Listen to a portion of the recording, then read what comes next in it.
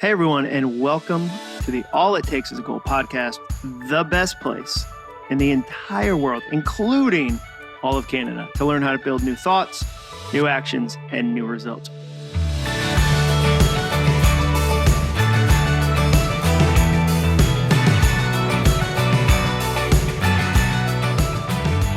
I'm your host, Jon Acuff, and today I'm going to teach you 3 things to do when you feel 13. And you're going to. I don't care if you're 25 years old, 35 years old, 45, 55, 85. At some point, something is going to happen that makes you feel like a 13-year-old all over again. What do you do in that moment? That's what we're going to talk about today. Before we start, today's episode is sponsored by me. That's right. Today's sponsor is me. I've been really surprised at how many people who listen to this podcast have reached out to me about having me speak at their events. I love that. And here's why. Over the last 13 years, I've had the honor to help hundreds of companies like Nissan, Walmart, Microsoft, and Comedy Central at events around the world. And during that time, I've developed 3 big goals for your event. Number 1, I want to slingshot your audience into the best year they've ever had. Whether I'm opening, closing, or somewhere in the middle of the event, I want to launch everyone out of that room with actionable, memorable things that they can apply to their work and lives immediately. Number 2, my second goal, I want the sound team engaged and laughing. The sound team has heard it all. They have. And if I can make them laugh and learn along the way, the audience is going to absolutely love the keynote. And number 3, my third goal, I want you to get text messages during the keynote. My favorite sentence to hear from you after I speak is, Jon, my phone was blowing up during your keynote. I'm there to make you look like a rock star, not me. If your boss texts you during my speech and compliments you on how well the event is going, then I know I've done my job. Whether it's virtual or live, 10,000 people in an arena, or 15 sales team members on WebEx or Zoom or Microsoft Teams, I'd love to help you with your next event. Fill out the quick form at acuff.me/speaking to check my availability. That's Acuff, ACUFF.me/speaking. All right, let me start today with a story. So a few years ago, I was in Dallas to be on a big podcast. It was a really successful podcast. I was excited to be interviewed on it. It was to promote a book I had out. So it was kind of a big moment. And I was feeling a little bit stressed about it. So I went to this office complex. I waited in the lobby for the person to come get me, this kind of big influencer. And I waited there, and it just felt like this really important, busy space. And I started to think, wow, this person really have it going on. And they're like 13 years, 10 years younger than me. They're younger than me, and look at all they've accomplished. Like, there were brands all over the walls. And then the person finally came out, and they were super nice, and they were awesome. And they kind of gave me a tour of all their different businesses. And it was like, this is my first business. This is the second business. This is the third business. Over there in the, like, far down the hall, that's a different business where we just print money. We have money, like we have a money machine. And it just built up. And their setup for the podcast was just gorgeous. And I thought, okay, wow, this is a lot of pressure. And I started to feel really inadequate in that moment. And they weren't doing anything. I want to be clear about that. I'm going to say that throughout this episode. They weren't doing anything that I'd go, oh man, I can't believe they did that. I just felt inadequate. And I told my friend Al Andrews about that later. And he said, oh, yeah, you felt 13 years old. And that was the perfect way to describe it. I did feel 13 years old. And Al Andrews is brilliant like that. He's a friend of mine who lives here in Franklin, Tennessee, where I live just outside of Nashville. He's in his 60s. He runs something called the Porter's Call, which is an amazing organization. And I've written about him before. If you've ever read some of my books, you've heard some Al Andrews stories. One of my favorite ones that he ever told me, just as a bonus aside, a bonus idea in this episode, I was talking to him and I was feeling really stressed out. And Al's just this kind of guru guy. And I was telling him how stressed out I was. And he said, well, it's because you don't have any Central Park. And I said, what do you mean I don't have any Central Park? That's a weird statement. And he said, well, if you go to New York and you fly over the city, you see this big, massive green space. You see Central Park. And it would be really, really easy for somebody to say, you know what? That is wasted space. We could put so many buildings on top of that. We could put so much commerce there. We could be monetizing that pond. We don't need that big field. And they could cover Central Park like every other inch of Manhattan. And he said, but they know, the city knows that if they did that, the city would fall apart. And he said, most people in their lives have covered their Central Park. They've put buildings on their Central Park. So he said, Jon, when you feel stressed out, when you're busy, when you're going, when you're kind of over hustling, if you will, it usually means you've got too many buildings on your Central Park and you have to figure out how to knock down a few buildings, how to build a little more margin into your life. And I love that idea. So maybe that's why you're listening to this episode right now. Maybe you're like, oh, I got some high rises all throughout my calendar, all throughout my to-do list, all throughout my week. Maybe you need to knock down some buildings. But Al says stuff like that. And so when he said, hey, you were feeling 13, that really stuck with me. So my question for you today is, when was the last time you felt 13? Sit on that one for a minute, because maybe you've never thought about it before. You've felt it, but you've never really thought about it. Was it in a meeting? Was it in a big presentation? You had to present to a client and they asked questions you didn't have the answers to, and you just felt 13 in that moment. Maybe it was at something that should have felt fun. Like maybe it was at a dinner party where you knew far less people than you thought. Sometimes if I'm at a dinner party and I'm feeling uncomfortable, I'll just pray that they have a dog so I can focus on that dog. Like my wife will come over and be like, hey, where have you been? I'd be like, I've just been hanging out with this dog, like just kind of relaxing, doing dog stuff with this dog. So when was the last time you felt 13? That's the first question I have for you today. And then what I'd tell you to do in that moment is 3 other questions. I think the next time you feel 13, and you're going to, we all do, I want you to ask 3 questions. Number 1, what happened? That's the first question. What happened? I think you should process it. We move so quickly through life that we run right by the lessons it's trying to give us. So for you, think about it. What happened in that moment? And if I go back to that moment in Dallas when I was feeling 13, it's easy for me to go, well, I was tired. I felt really tired. It was in the middle of kind of a long run of traveling and I was already feeling really thin. I've talked about that before. My favorite definition of tired is Bilbo Baggins when he talks about feeling like too little butter spread over too much bread. Like I felt thin in that moment. I felt unprepared. I hadn't done my research about this podcast or this audience or this person. I hadn't run the idea by Jenny, my wife. I love to kind of workshop ideas with Jenny to kind of figure out what I'm going to do in certain moments like that. And so for me, I try to process that. So I think the first thing you do when you feel 13 is go, wait a second. In soundtracks, I call pulling the thread. It's called pulling the thread. So there's always like a thought behind the thought behind the thought. And if you'll stop for a second and go, wait a second, what was really going on? What happened? You can pull the thread. The second question that I think you should ask is, what did you do? So in that moment, what was your response? I think self-awareness is a superpower. I really do. I think it's a superpower. And one thing that I've been teaching people is that every reaction is an education. Your reaction to a situation is an education. It's you educating yourself to go, wait a second, what did I do in this moment? What was my response? And I think the key is to own your actions, don't judge them. Own them, don't judge them. So for me in that moment, when I was there in Dallas, I caught myself trying to impress this person.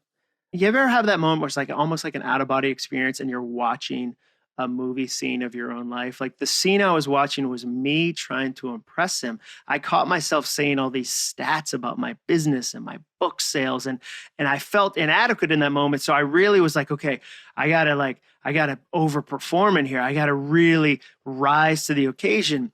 And I started to denigrate my own life in the shine of his. I started to do 2 things. I'd either try to impress him and go, well, like couple of New York Times bestsellers. I sometimes do that. I think one of the most embarrassing things I've done, not most embarrassing, I've done way more embarrassing things than this. This is just one that I pick up on every now and then. If I'm on a plane and I'm sitting next to someone and they go, "Oh, what do you do?" And I say, "Oh, I write books." They'll go, "Oh, cool. Like, oh yeah, okay, books. All right." And then I'll feel inadequate and I'll go, "Yeah, I mean, a few have been on the New York Times bestsellers list." I'm never going to see that person again. Like, why do I need the stranger who's in a middle seat? Because I'm an aisle guy. I'm all aisle all day. I can't sit by the window. I feel trapped. But why do I need the middle person on an airplane to know one of my books is hitting the New York Times bestsellers list? Like, that's a weird thing to do. So in this moment with this person, if I ask the question, what did I do? I can catch myself doing that, trying to impress them or trying to kind of denigrate myself and go, "Oh, well, it's not a big deal. I don't do much." Like, it's one of the two.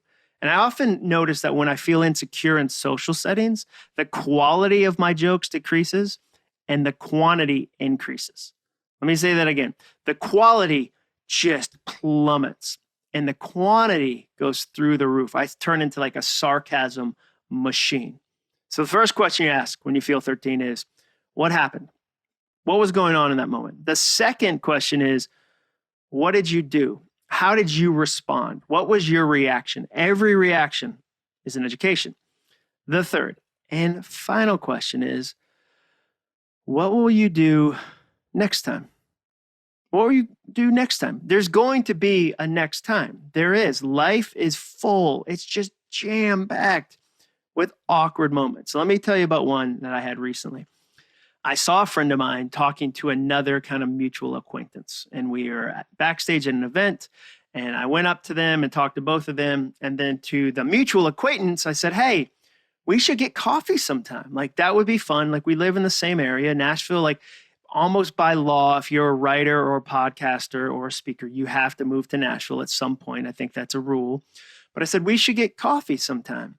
And then he said back to me, "Well, does so-and-so have your contact info?"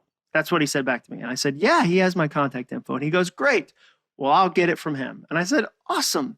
And then I walked to my car. And by the time I got to my car, I realized, wait a second. That was an elaborate brush off. Because when he asked me, "Does so-and-so have your contact info? Can I get it from him?" I could have said, "You know who else has my contact info? I do. Jon Acuff right now has Jon Acuff's contact info. I can give it to you right now and put it in your phone right this second. We can do this." And it was an awkward situation, but I realized it was ultimately on me.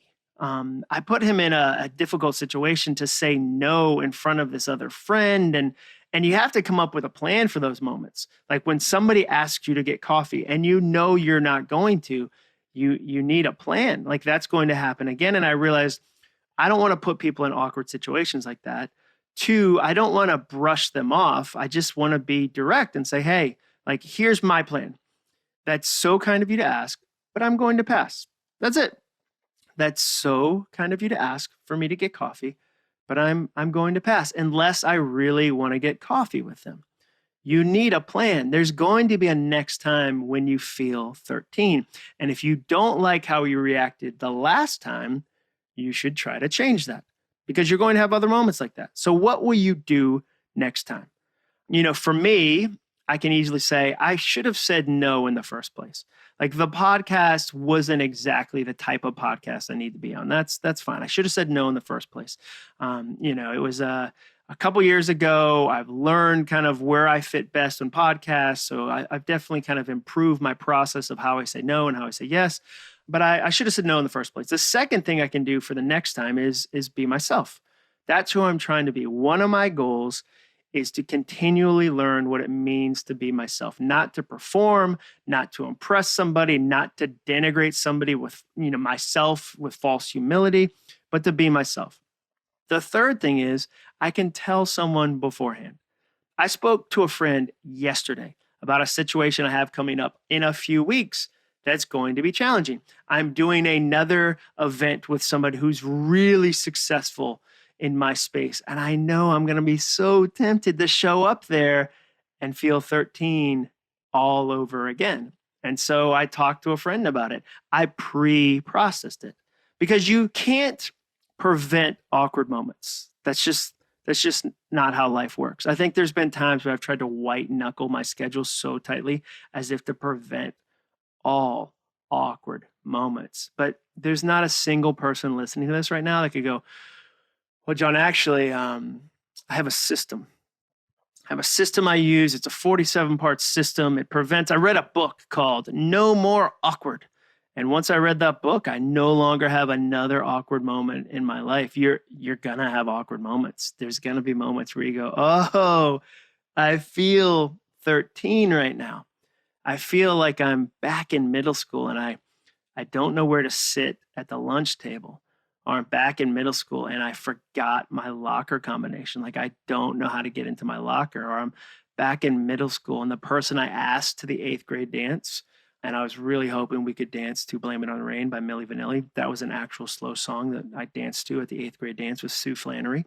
Oh, I feel awkward like that all over again. You're going to feel that way again. So when it happens, and it's going to say 3 questions. Okay, number 1, what happened? When you review the situation, process it. What happened? What happened? I think the more you can process your life, the more you can improve it. The second thing is, what did you do? In that moment, if you think about yourself like watching a film of somebody acting a certain way, did you act the way you wanted to? Like, what did you do? Again, don't judge, just at least learn from the moment. Every reaction is an education.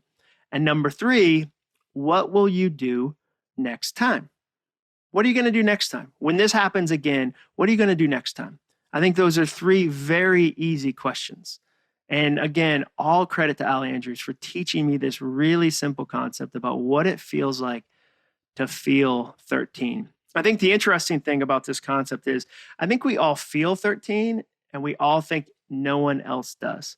I think everyone listening to this, unless they're a liar, and there's very few liars listening to this. I've done the demographics. The lying percent is pretty.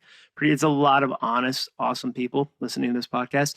But I think everyone has felt that way at some point, and we all think no one else has. I know every time I meet somebody who's like 60, let's just use 60 as an example, because I'm 45, which when I was like 22, I thought 45 was half dead. I really was like, oh my gosh. How do they carry their frames about on those brittle bones? Are they getting enough calcium? Oh, but whenever I meet somebody who's 60 and they're still like wrestling with life, they're still going through awkwardness, I think, oh, so it's not over at like 50. I was kind of hoping. I think there's been some part of my life where I've always been like, when I was 25, I was like, by the time I'm 30, I'll have it all figured out. And then I turned 30 and I was like, well, by the time I'm 40, yeah, that's what'll all be worked out. I'll have it all figured out. And then I turned 45 and I was like, you know what? 50. If Jay-Z is 50 and he seems like he's got some life figured out, by the time I'm 50, I'll have it all figured out. But I just don't think that's how life works. I think even if you're 50, even if you're 60, even if you're 70, even if you're 80, you're going to feel 13 sometimes. And I hope when you do, you'll ask those 3 simple questions I taught you today. What happened? What did you do? What will you do next time? Thank you for listening to this episode. We'll put all the links in the show notes as always. And thank you for reviewing my podcast. When your podcast is newish, I'm saying ish because it's been out since January. I think once we hit 2022, I have to rewrite this outro because it's just not true. And you can't be like, when your podcast is new in its 2nd year, but it's still newish. And when it's new, the reviews are super important. It's one of the ways that people judge an early podcast. They look at a couple things. They go, how many episodes? I only have like 40 something episodes. That's not a lot. And then they go, okay, who are some of the guests? That's the other way people judge. And then they go, how many reviews? How many reviews does this sucker have? So when you guys leave reviews, it's so helpful. So please make sure to subscribe or follow or I don't know, whatever it is the kids are saying these days. And please write a review. I'll see you next week. And remember, all it takes is a goal.